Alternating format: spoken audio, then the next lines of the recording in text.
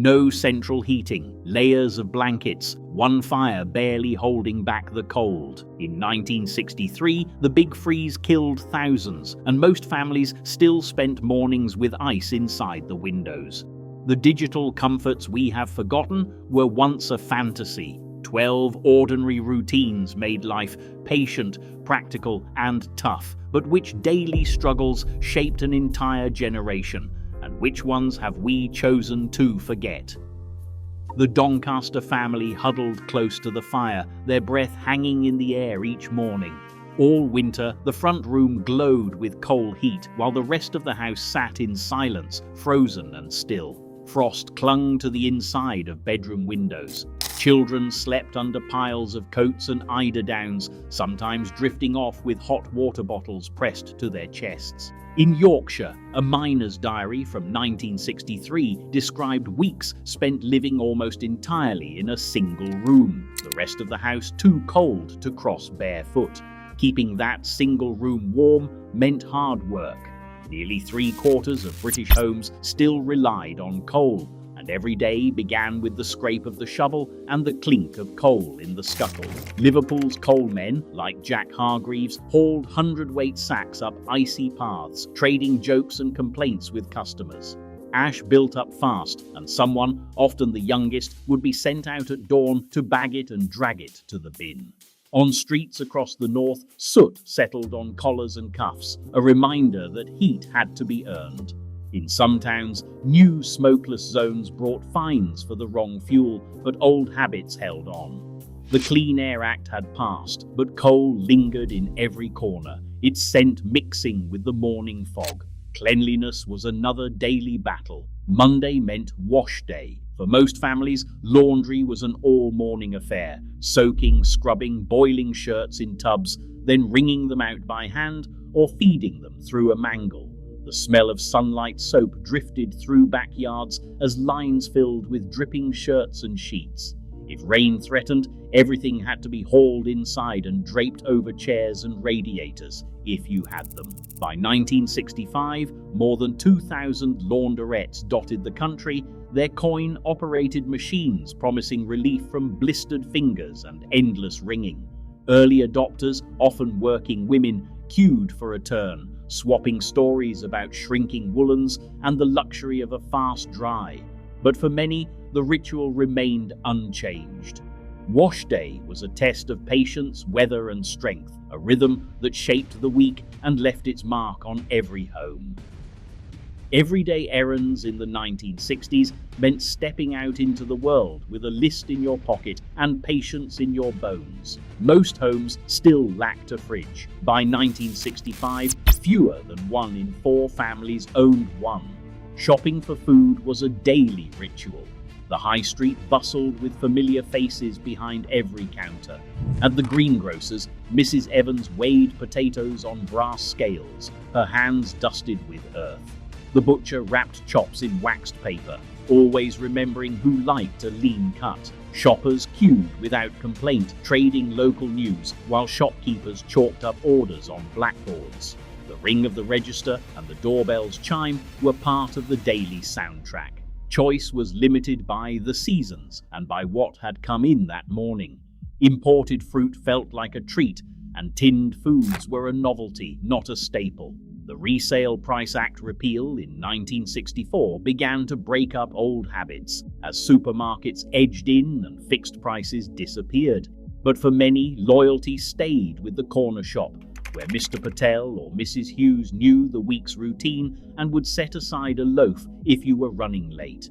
Waste was frowned upon. Leftovers became tomorrow's lunch, and every crumb was accounted for. Messages rarely traveled faster than a brisk walk. Fewer than 2 in 5 homes had a telephone by the mid-1960s. If you needed to reach someone, it meant a handwritten note slipped through a letterbox or a dash to the red phone box at the corner, pockets jingling with coins. In rural areas, a neighbor might cycle miles to deliver urgent news, a heart attack, a birth, or a call for help. Arrangements for meetings or visits were made days in advance, and plans stuck. Unexpected guests knocked, but there was no way to warn you ahead. The pace of life, governed by queues, market hours, and the slow relay of messages, shaped a kind of patience that threaded through every household. The rhythms of provision and contact were as much about trust as they were about time. Rush hour in the 1960s meant standing shoulder to shoulder at the bus stop, coat collars turned up against the wind, eyes on the timetable nailed to the post. Cars were out of reach for most. Less than half of UK households owned one by the end of the decade, so the rhythm of the day was set by the bus or train. Commuters carried ticket books, memorized departure times, and planned every move around the printed schedules. A missed connection could mean a long wait in the drizzle or a brisk walk across town, shoes scuffing wet pavements. School children in blazers and office workers in flat caps jostled for a seat, the hiss of the brakes and the low murmur of voices filling the morning air. Inside offices, the workday began with the clatter of typewriter keys and the shuffle of carbon paper. Typing pools were the heart of many workplaces, rows of women in starched blouses turning out letters and invoices by the dozen. Filing cabinets lined the walls, each drawer packed with paper records, handwritten notes, and rubber-stamped forms. There were no computers to search or spreadsheets to sort.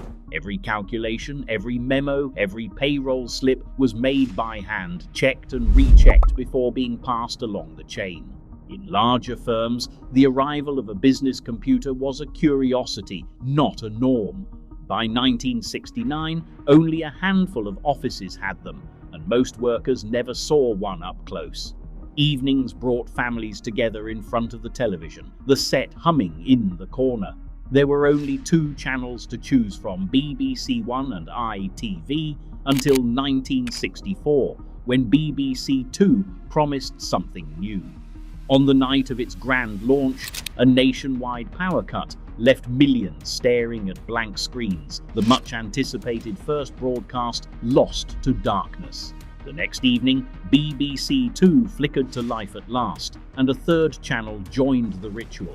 With so few options, entire streets watched the same shows at the same time, swapping opinions the next morning at bus stops and office desks. Entertainment was a shared event, shaped by timetables and the limits of the technology, weaving a kind of togetherness through the fabric of daily life.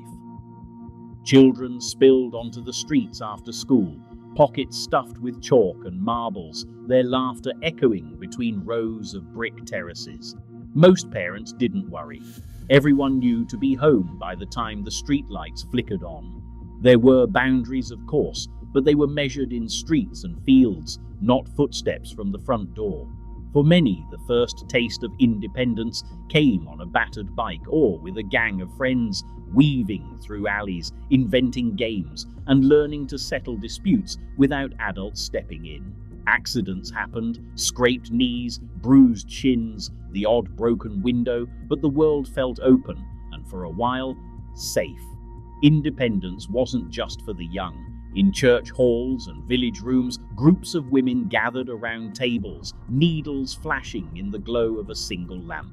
The Women's Institute Sewing Circle was a fixture in towns across the country. Here, worn shirts were patched, socks darned, and buttons replaced, each repair stretching a garment's life a little further. Skills were passed down quietly. People learned how to turn a collar, how to mend a tear so it vanished into the pattern. In factories, toolboxes travelled from worker to worker, shared by necessity and pride. Nothing was wasted if it could be saved. An older voice remembers those years with a kind of pride. Winters took patience. Cold homes meant you learned to layer, to make do, to look out for neighbours. Even as the decade wore on and excess winter deaths began to fall, the habits stuck. Children grew up knowing how to fix things and solve problems, not just wait for help. The routines of thrift and freedom shaped a generation, patient and practical and quietly tough. In the end, it was these small daily acts of independence and repair that built a resilience still woven through British life. Today, comfort comes easy, but the habits of patience and resilience shaped a generation. As convenience grows, the memory of effort fades. What we call progress often erases the skills that held families together. The value of what was mended, not replaced, is a lesson we still need.